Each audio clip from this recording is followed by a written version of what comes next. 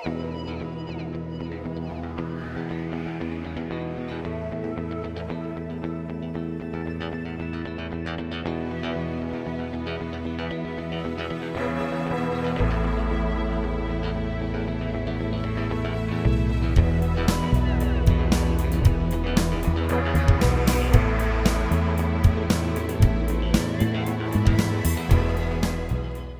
everybody, welcome back. Today what we're going to talk about here a little bit, Wally and I, is a coaching program that we've been working on and are really excited about. It's a big need. What I found this year in working with the organizations and the teams that I did was that, it was great that the players were learning this stuff, but a lot of times the coaches weren't reinforcing. The coaches are the leadership. The coaches are the ones that are constantly teaching and talking to the kids. And the kids would come to the sessions and they'd be all fired up, and then they'd go back and the coach wouldn't reinforce or talk about any things. Now, the one team that really embraced the program this year was able to go out and overachieve with the group and actually win the provincials in Alberta at the Bantam AA level, which was a huge accomplishment for that entire organization. The parents, the players, the coaches were all on board. The parents had come to the program. The coaches were at every session and reinforcing the words and the topics that we were talking about. And that really allowed the kids to absorb it and take it to that next level for themselves. So I know that there's huge benefit in it for the coaches. Being a coach for so long, Wally, talk about some of the things that you think. Winning is a distraction.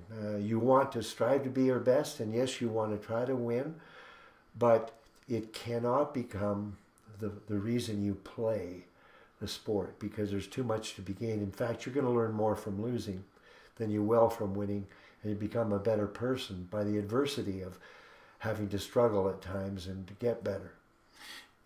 And I know as a player, if there's any players out there that are listening, or some of the parents, that to really kind of grasp that concept that you learn more when you're losing. Well, a lot of people might disagree with that, and that's really what we're here to do. So when we're talking about the coaches program, let's talk about the first thing, and we had a great conversation this weekend about it. The most important thing, or the killer, is the ego.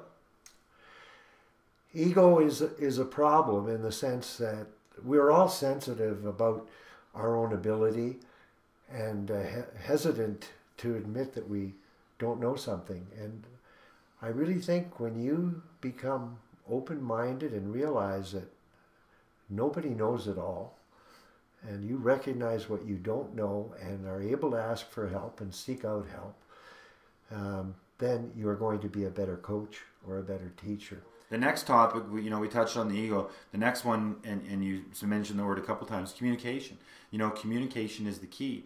And it's amazing the last couple of years traveling all over North America to really see how poorly we communicate as a society. We assume so much. And I know that's one of the sessions that we work with the kids, but we really felt that it would be an important one for the coaches. How do you communicate with kids nowadays? They're different.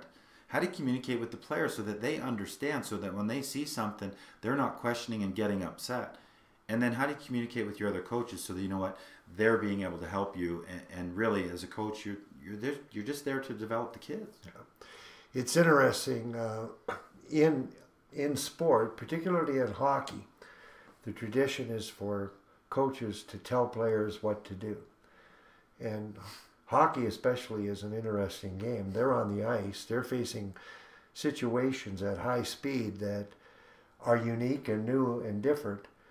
And they're going to make some mistakes, and they can learn from them. But sometimes they're out there thinking about what the coach wants and trying to do what the coach wants, and it maybe doesn't fit the situation on the ice. Yeah.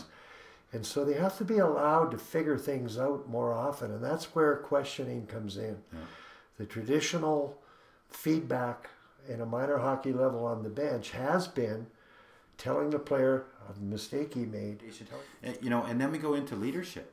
So we're talking about leadership, and what happens, from the youngest age is that the best player gets the C, and he's not taught how to lead. A lot of times he's the one that stands up in the locker room and the kids don't want to listen to, because he says one thing that we got to do this, and then he goes and does his own thing. Not only that, but for the coaches to really understand what their role of leadership is. just because you're the coach, that doesn't give you free reign to wreak havoc. You possibly can. Leadership is not the direction of people; it's the development of people. Wouldn't you agree? Leadership is learned. The old saying that leaders are born, and to some degree, there's a little hereditary in the intelligence and the experience of a lifetime to give one confidence to speak out. But when you look at a group of young people that are working together, they are going to learn to show confidence, demonstrate confidence. And leadership comes from being responsible for what you should be doing, committed to what you're doing, demonstrating that. It's by your actions as much as it is by what you say. And even on professional teams, the leadership within the room is huge. Successful teams, they all lead in their own way. They all bring out the best in themselves, and they bring out the best in each other. And it's something that can definitely be learned. Yeah. And it has a lot to do with self-esteem, Sure. confidence, believing in yourself, and knowing what you should be responsible in terms of your actions. Well, and I like that word, and you mentioned it earlier when we were sitting here talking. It's not so much responsible, it's response-able. And that's what we want to be able to teach these kids in the leadership. And then the last one we get into, so we've got ego, we've got communication, we've got leadership, and then the last and probably the most important is player development. And being able to identify through tryouts at the start of the season what the kid has and what you think he's capable of, and then being able to bring that out. And a lot of times what happens, and I was talking with a guy who works for an NHL team, and he was talking about his own NHL coaches, and he was saying, they don't develop. When the player doesn't do what we need him to do, he's out the door and we bring in the next one. And we're seeing that, unfortunately, again, that trickle-down effect at the lower levels. If the kid's not producing by Christmas time, guess what? He's not playing the second half of the season. Instead of saying, okay, well, he didn't develop this as much as he could have, maybe we can focus him in on this a little bit more. And I think our job as coaches is to focus on that player development, to allow him to become what we don't even know he can be. Development, is important in terms of the skill and the performance in the game, but never lose sight of the development of people and their own confidence. And one of the biggest roadblocks to development is the bench management, and the fact that some of the young players at a young age are a little more mature, and the shortening of the bench. And that is something that really has to be dealt with relative to building a team confidence, individual confidence, and having players believe in themselves and experiencing different scenarios on the ice and growing from that experience. Coaches, from a technical point of view, have to be able to appreciate the importance of skill, and have to be able to practice and teach skills deliberately. And if they're not capable of that, set aside time where you combine teams and bring in some people who can provide direction in improving skating, puck handling. And the coach in the end is going to have them apply that skill with success in terms of being smart players on the ice.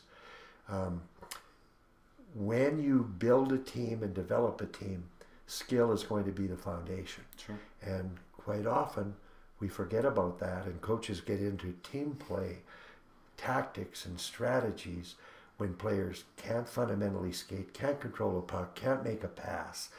And there has to be more constructive time spent on this. And it's something that we can contribute. Sessions that we're talking about for you coaches that are out there, for the organizations that are out there, for the parents that maybe got this email, this is what we offer to coaches. Is we offer to come in and do 4 sessions. We take the group out on the ice.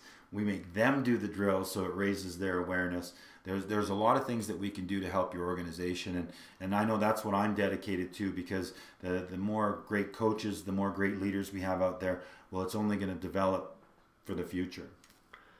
Definitely. It's about coaches, it's about leadership of the coaching group, and support of the coaches by the association and the people that lead the sport.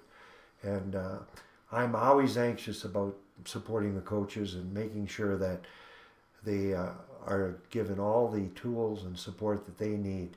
And that's what you're here for, and I'm really glad of that.